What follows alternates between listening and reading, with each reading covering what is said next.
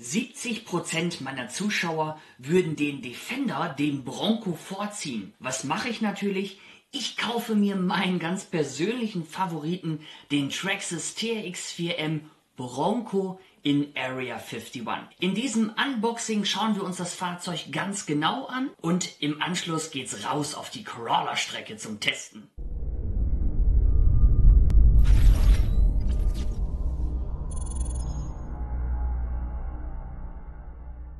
Schauen wir uns mal ganz kurz die Verpackung an. Auf der Vorderseite sehen wir den Bronco in Rot, so ein bisschen im Seitenprofil, TRX-4M, Bronco, Traxxas 1:18, das ist er.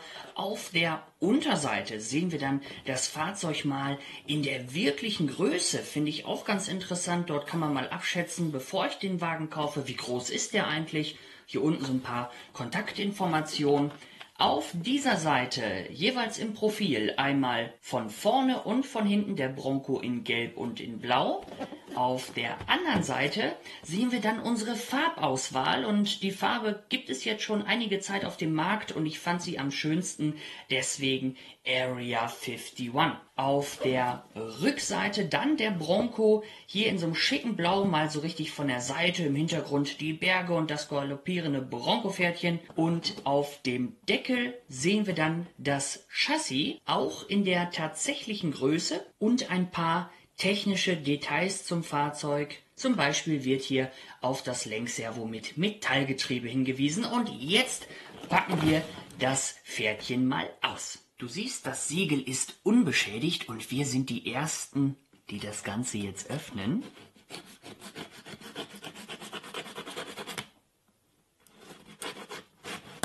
Zack, offen ist er. Und jetzt gucken wir mal rein.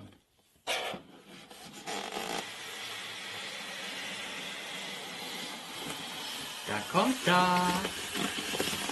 Ha! Da ist er. Im Lieferumfang enthalten ist zum einen diese Anleitung hier mit so ein bisschen Werkzeug. Da vorne sind nochmal solche Klipse, damit kann man ein bisschen die Dämpfer noch einstellen. Dann ein 2S LiPo-Akku mit 750 mA. Da ist er. Dann das Ladegerät bzw. Ladekabel dazu für USB. Die Fernsteuerung und natürlich der kleine Bronco, schön eingepackt, und den schauen wir uns jetzt mal richtig im Detail an. Diesen Moment müssen wir zelebrieren, deswegen halte ich jetzt mal meinen Mund und lass dich genießen.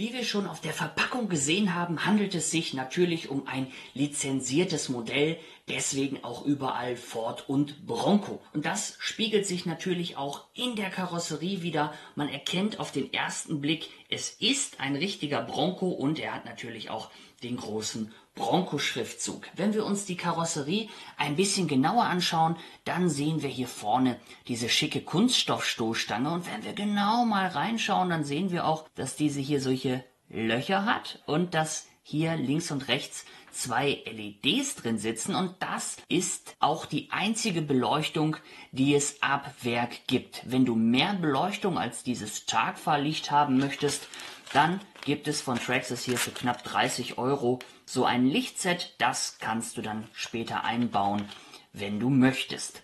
Die Front ist richtig schick, der große Bronco-Schriftzug, der dreidimensionale Kühlergrill aus Kunststoff und die Lampen, die haben auch eine gewisse Tiefe, das finde ich richtig schön. Die Motorhaube mit diesem leichten Powerdome und hier gibt's Scheibenwischer mit dabei, sehr, sehr schick. Die Scheiben sind klar, ein ganz, ganz wichtiges Detail.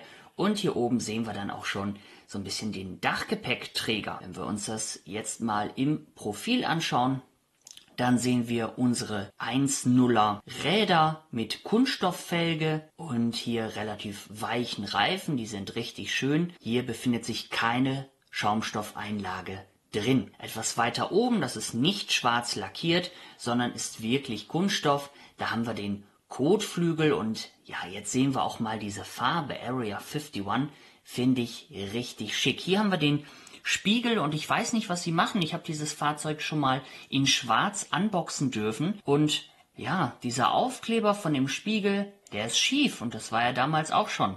Finde ich sehr interessant. Wir gucken mal so ein bisschen weiter. Bei dem Spiegel, ja, da ist jetzt eine silberne Folie, hätte für mich auch gerne glänzend sein können, um diesen Scale-Charakter nochmal so ein bisschen zu unterstreichen. Wenn wir jetzt uns hier mal die Seite anschauen, dann fällt dieses mattschwarz abgesetzte Dach auf. Das harmoniert richtig schön mit der Farbe Area 51. Die kompletten Scheiben sind klar, sehr, sehr schön.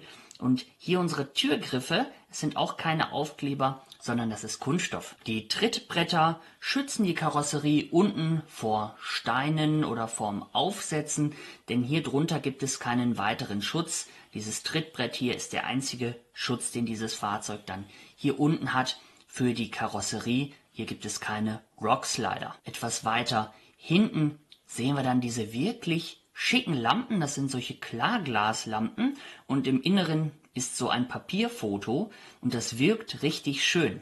Mit der Ford-Pflaume dazu, hier das galoppierende Bronco-Pferdchen, hier auch nochmal. Hinten hier diese Reserveradabdeckung, da ist natürlich kein Rad drunter, ist klar, sieht aber wirklich sehr, sehr schick aus, richtig gut. Und da haben sie es dann auch wieder geschafft, den Aufkleber gerade zu setzen, genau wie bei dem schwarzen, den ich mal auspacken durfte. Sehr, sehr interessant. Kommen wir wieder zur Front, da gibt es noch ein wichtiges Detail, das hat das Original nämlich auch. Das ist dieser Bereich hier vorne. Das ist ganz witzig, aber dieser witzige Bereich hat auch eine Funktion. Und zwar kann man im Gelände beim Original, aber auch bei dem kleinen, ein Seil spannen, von hier vorne bis zum Dachgepäckträger. Und dieses Seil verhindert dann, dass Äste auf die Frontscheibe schlagen. Die ist ja auch recht steil. Das finde ich wirklich sehr, sehr gut mitgedacht. Und zudem hat dann der Fahrer auch eine grobe Übersicht, wo sein Fahrzeug eigentlich zu Ende ist. Die Farbe finde ich nun wirklich sehr, sehr schön. Wenn für dich nicht die richtige Farbe mit dabei sein sollte, dann kannst du dir die Karosserie nochmal in Weiß zum selber zusammenbauen holen. Du kannst sie weiß lassen, klar. Du kannst sie aber auch individuell in deiner Wunschfarbe lackieren. Und das macht auf jeden Fall Sinn, wenn du mal was anderes ausprobieren möchtest. Von der Qualität her gefällt mir dieses Fahrzeug ganz gut, bis auf diesen schrägen Blinkeraufkleber, das müssten sie noch im Griff kriegen. Ansonsten ist es wirklich eine schöne, stabile Karosserie, die Spaltmaße sind völlig in Ordnung und das Fahrzeug fühlt sich wirklich gut an, auch die Dämpfer fühlen sich gut an und wird dem Preis auch gerecht. Die Karosserie können wir ganz einfach abnehmen. Wir haben hier unten zwei Klammern, einmal hinten und einmal vorne. Das finde ich schön gelöst und dann kann man die Karosserie abnehmen und sich das Chassis genauer anschauen. Der TRX4M im Maßstab 1:18 kommt mit einem klassischen Leiterrahmen und dieser Rahmen an der Seite, dieses U-Profil, das ist auch wirklich aus Metall. Gefällt mir richtig gut. Wir schauen hier mal drunter. Wir sehen eine Vierlink-Aufhängung. Hier die Differentiale vorne und hinten durchgängig gesperrt. Unsere Antriebswellen aus Kunststoff. So sieht man das Ganze so ein bisschen arbeiten. Hier unser Kunststoff-Lenkgestänge. Das macht alles einen soliden Eindruck. Das sollte so schnell nicht kaputt gehen. Die vorhin bereits gezeigten 1.0er Räder sind angenehm weich, scheinen ganz guten Grip zu bieten. Ansonsten kann man da auch nochmal was von Endura zum Beispiel holen. Dort gibt es sehr, sehr viel Reifen und Felgen, wenn einem das hier nicht ausreichen sollte. Die Frontstoßstange ist ebenfalls recht stabil, wobei die Heckstoßstange einen sogar noch stabileren Eindruck macht. Das Wichtigste an diesem Fahrzeug ist natürlich die Elektronik. Wir haben hier vorne ein kleines Lenkservo verbaut. Dieses sitzt senkrecht im Fahrzeug und steuert dann hier unten das Lenkgestänge an. Dann unser Bürstenmotor, ein 180er mit 87 Turns, Sowas habe ich schon kleiner gesehen in der Größe. Von daher finde ich das wirklich gut, dass Traxxas hier einen kräftigen Motor verbaut. Hier sitzt das Getriebe, welches man nicht schalten kann. Es hat immer dieselbe Übersetzung.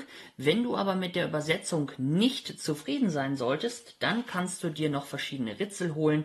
Wie ich hier zum Beispiel, ich habe mir das Low Gear Set geholt. Damit erhoffe ich mir einfach, dass das Fahrzeug etwas langsamer ist, noch ein bisschen kräftiger und dieser Losbrechmoment beim Anfahren noch etwas weicher wird. Gehen wir weiter zum Akkufach. Das finde ich tatsächlich ganz schön gelöst. Hier ist so eine Gummilasche drüber. Dort kann man das dann schön einsetzen, zack, wieder zumachen. Das sollte recht schnell vonstatten gehen, finde ich angenehm. Und hier hinten dieses große Modul, das ist Regler und Empfänger in einem. Und bitte nicht lange nach einem On- und Off-Schalter suchen. Den hat dieses Fahrzeug nicht. Steckst du den Akku an, so ist das Fahrzeug eingeschaltet. Ziehst du den Akku ab, so ist das Fahrzeug ausgeschaltet. Des Weiteren haben wir dann hier auch noch Platz, das Lichtset anzuschließen, aber auch zum Beispiel das Lichtset vom Anhänger, welches es auch seit geraumer Zeit gibt. Anders als bei den TRX4-Modellen im Maßstab 1:10 verfügt dieses Fahrzeug hier nicht über Portalachsen, sondern wir haben hier ganz normale Standardachsen mit der Standardbodenfreiheit. Das wäre jetzt für mich nochmal so ein Highlight gewesen. Interessant finde ich auch die Dämpfer. Die Dämpfer, die harmonieren ganz wunderbar, aber wenn wir uns hier die Dämpfer mal anschauen, dann haben wir hier diese Plastikclips zum Versteifen nicht, aber serienmäßig hat der Bronco hinten rechts so einen kleinen Stift hier reingesetzt, also doch nochmal so einen Abstandshalter, um diese Feder ein bisschen stärker zu machen. Ich könnte mir vorstellen, dass beim Anfahren das Fahrzeug vielleicht normalerweise hinten so ein bisschen einknickt und um das zu verhindern, könnte ich mir denken, hat man dieses Teil hier reingesetzt, um die Feder etwas straffer zu machen, dass der Wagen gleichmäßig anfährt, wenn es dann losgeht. Wenn du das genauer weißt, dann schreib das doch jetzt gerne mal unten in die Kommentare. Was wäre ein RC-Auto ohne Akku? Nichts. Deswegen gibt es dazu auch einen kleinen Akku, 2S LiPo-Akku, 750 mAh und der Hersteller verspricht eine Fahrzeit von über einer Stunde. Und ich habe mit dem einen oder anderen gesprochen und die haben gesagt, ey, wir waren 1,5 Stunden unterwegs und das, obwohl ein Lichtset angeschlossen ist. Also der scheint wirklich super zu halten. So sieht das Ganze aus. Hier natürlich nochmal Sicherheitshinweise. Die liest du dir natürlich einmal sehr gründlich durch und dann ist das auch das Erste, was bei mir wegfliegt, weil das würde mich auf Dauer einfach nur nerven und wenn ich nochmal was nachlesen möchte, dann habe ich ja hierzu auch nochmal eine Bedienungsanleitung. Dazu gibt es dann dieses USB-Ladegerät. Ja, sowas kennt man so ein bisschen aus China, wie ich finde, bei diesen ganzen ganz billigen Sachen, aber tut der Sache erstmal keinen Abbruch. Vorteil an der Sache ist natürlich, dass wir das Ganze über USB zum Beispiel an der Powerbank im Gelände laden können oder auch spontan im Auto mal an der USB-Schnittstelle den Akku ein bisschen aufladen. Auch hier ist nochmal so ein riesiges Pamphlet dran, welches ich mir natürlich genau durchlese und erst dann abschneiden werde. Es gibt aber auch einen Wermutstropfen, wie ich finde, an diesem Akku. Und zwar gibt es nur hier diesen einen Anschluss und gar keinen Balancer-Anschluss. Ich würde diesen Akku sehr gerne an meinem klassischen Ladegerät aufladen oder auch zwischendurch mal mit meinem LiPo-Checker ganz gerne einfach mal schauen, wie viel Prozent habe ich denn jetzt bei dem Akku? Habe ich den vielleicht schon auf Storage runtergefahren und möchte ich ihn jetzt ganz gerne wechseln oder habe ich vielleicht noch 80%? Wie weit komme ich noch? Das kann ich hier alles gar nicht sehen und das finde ich wirklich schade. Ich bin mir aber sicher, dass es hier im Zubehör von anderen Herstellern sicherlich einen anderen Akku auf kurz oder lang geben wird, wo man diese Möglichkeit dann hat. Wer meinen Kanal schon etwas länger verfolgt, der weiß auch, wie wichtig mir eine gute Fernsteuerung ist. Die Fernsteuerung ist einfach das Teil, welches ich während der Fahrt kontinuierlich in der Hand habe. Und wenn ich eine sehr günstige, kleine, schlecht verarbeitete Fernbedienung habe, dann fühlt sich mein Fahrzeug auch dementsprechend gleich günstiger an. Und umso besser finde ich es, dass Traxxas hier die Standardfunke raushaut. Ja, wir haben jetzt nicht diese ganzen Einstellmöglichkeiten wie beim normalen TRX4, aber wir haben eine schöne Größe. Das Ganze liegt super in der Hand. Ich bin sehr angetan von dieser Fernsteuerung. Wir haben hier eine Trimmung, einen Set-Knopf und hier, das fühlt sich gut an, so ein Handschmeichler, so ein bisschen Moosgummi da drauf. Es ist einfach die klassische Funke und das finde ich schön und macht auch zugleich das Fahrerlebnis deutlich angenehmer. Batterien kommen wie immer hier unten rein. Hier packe ich mir auch immer den Namen drauf. Mittlerweile habe ich so viele Traxxas-Modelle, dass ich das auf Dauer alles vertauschen würde. Und da setzt man dann die Batterien ein. Ich finde es richtig gut. On-Off-Schalter. Fühlt sich alles an wie immer. Kann man in meinen Augen gar nichts mit falsch machen. Viel falsch machen hingegen kann man auf der Probefahrt. Und deswegen schnappe ich mir jetzt das Fahrzeug, geh raus und nehme dich mit in den Garten. Dann wollen wir doch mal gucken, was der Bronco auf der hauseigenen Crawlerstrecke so drauf hat. Beginnen wir mal mit einer ganz einfachen Steigung. So, ja, feinfühlig ist es. Kraftvoll auch. Ah, guck mal hier, da sieht man schon richtig schön die Verschränkung. Gefällt mir gut. Was wir aber auch direkt merken, dass die Räder jetzt im Radkasten ein bisschen schleifen. Dennoch fühlt sich das wirklich schön an. Auch hier möchte ich mal so ein bisschen die Verschränkung von dem Fahrzeug testen. Haha, das sieht cool aus. Das macht er schön.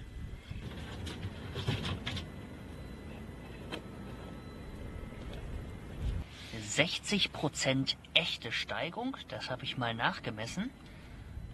So, hier schön langsam drauf. Macht er gut. So, Grip dürfte er wirklich ausreichend haben. Fahren jetzt mal noch ein Stück und dann bleiben wir mal stehen. Und er hält auch super. Ne? Wir fahren mal ein Stück runter und wieder hoch. Überhaupt gar kein Problem. Wobei man hier natürlich auch wirklich ein gutes Grip-Level hat auf diesen Stein. Selbiges fahren wir jetzt natürlich auch nochmal wieder bergab. Also hier dementsprechendes Gefälle. Und hier rollt er jetzt ein bisschen. Das finde ich aber sehr angenehm. Das macht er schön leicht. Wir können hier nochmal bremsen und fahren jetzt nochmal rückwärts das Ganze hoch. Wunderbar. Ne? Also Schlupf hat er hier in keinster Weise. Ist aber auch eigentlich klar bei diesem wirklich guten Stein und dem brandneuen Reifen. Da hätte es mich doch sehr gewundert, wären die Reifen jetzt hier durchgedreht. Wir testen ein bisschen die seitliche Neigung. Natürlich so, dass das Fahrzeug nicht kippt. Gucken, was kann er denn? Och, das bringt ihn jetzt gar nicht aus der Ruhe. Wir fahren hier nochmal ein Stückchen zurück. So.